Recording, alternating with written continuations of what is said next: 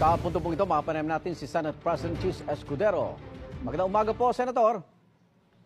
Igan, magandang umaga sir sa lahat ng ating taga-subaybay. Good morning. Una, nasa sentro ka ngayon ng mga pagpuna at sinasabi ng ilang kongresista na takot kayo at may pinoprotektahan si Vice President Sara Duterte kaya nauurong daw ang impeachment proceeding. Senador, sagot. Igan, hindi ko trabaho tulad ng mga kongresistang yan. Maging sunod-sunuran at sumunod sa gusto ni Speaker Romualdez.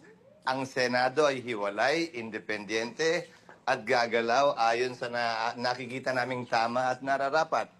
Nung inupuan nila ang impeachment na mahigit 2 buwan mula Disyembre hanggang Pebrero, wala namang kaming nireklamo at hindi kami nagsalita. Ngayon, wag din nilang panghimasukan ang desisyon at gayon din pagpapasya ng Senado kaugnay sa bagay na ito. Opo. Kung nabanggit nyo pong sinusunod nyo lang ang batas, pero ang balik din sa inyo yung forthwith, no? Yung agad-agad. Ano ba talaga yung, bakit iba-iba interpretasyon? Although yung mga framers ng konstitusyon, binabanggit na nga na dapat walang delay, Senador. Nangyari, Igan, mahaba yung sagot, pasensya na. Okay. Nakalagay sa rules ng Kamara, the Secretary General shall immediately transmit to the Speaker, hindi forthwith, anumang impeachment complaint na inihain. Hindi yan sinunod at ginawa ng Kamara. Immediately ang nakalagay sa rules nila, Tapos ngayon, babalikan kami at sasabihin forthwith, immediately, ibig sabihin yan. Kung yung mga prosecutor mismo, kung yung mga nagreklamo mismo ngayon, pabanjing-banjing noon, wag naman sila biglang magmadali ngayon at pumapormang pinagsasabihan kami sa dapat naming gawin. Okay. Pangalawa, yung karanasan natin kay Chief Justice Corona, former President Estrada, at yung mga naudlot na impeachment tulad dun kay Mercy Gutierrez na ombudsman dati. Opo. Lahat yun, sinampa yung impeachment bago mag-recess, nagsimula ang trial pagkatapos ng recess. Dahil bawal mag-impeachment trial kapag walang sesyon ng Senado.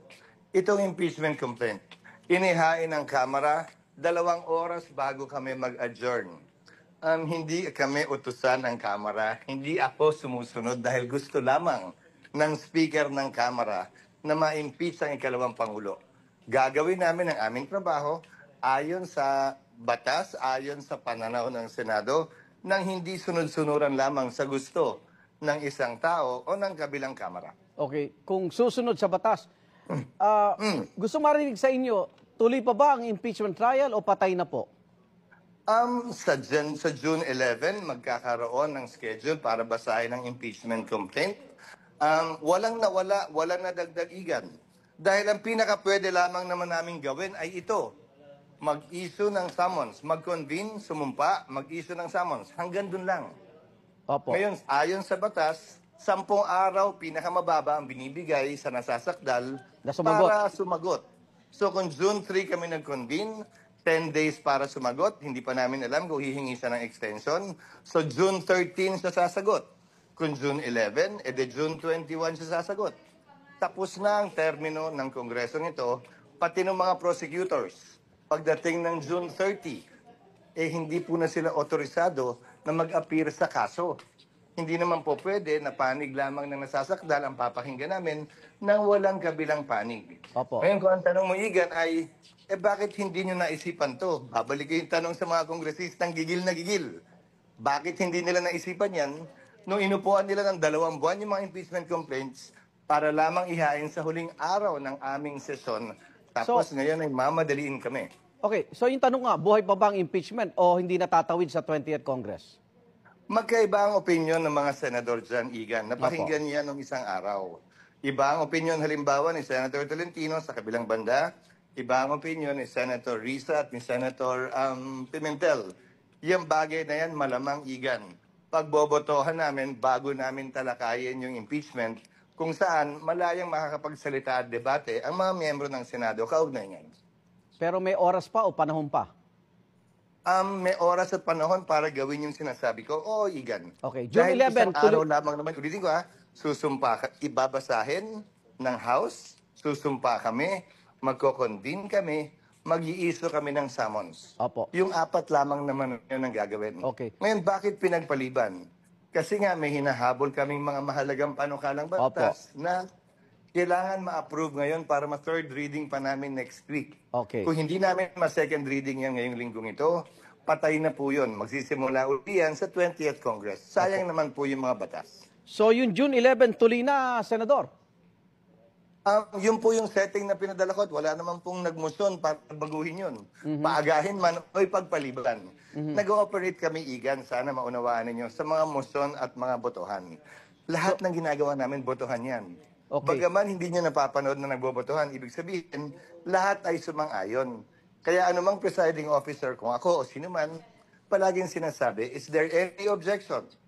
Pag wala, tuloy namin pwedeng gawin yung gagawin namin. Opo. Pag may nag-object, magbobotohan yan, Igan. Opo. Pag walang nag-object, ibig sabihin, lahat ng nandun nakarinig, sumang-ayon at hindi tumutol. O, balikan ko lang yung unang tanong. So hindi ka takot Opo. at hindi mo Ano? pinoproteksyonan si VP Sara Duterte, Senador? Hindi, Igan. Siguro sa tinagal-tagal ko sa pamahalaan at paninilbihan sa publiko, kailanman ay hindi ako nagpasa base sa takot. Pero kailanman din, hindi ako tagasunod ni numan.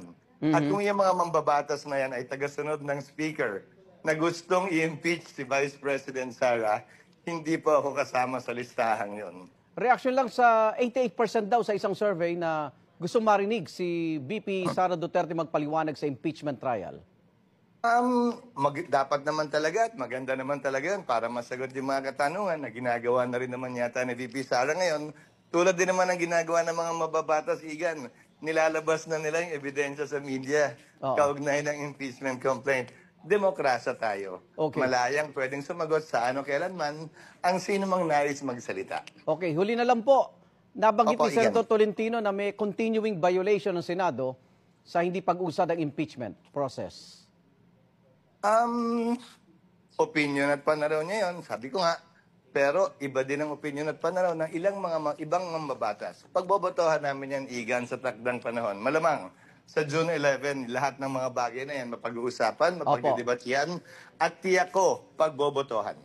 Maraming salamat, Senate President Chis Escudero. Ingat po. Salamat, Igan, sa ating taga-subaybay. Good morning. Igan, mauna ka sa mga balita, mag-subscribe na sa GMA Integrated News sa YouTube para sa iba't ibang ulat sa ating bansa.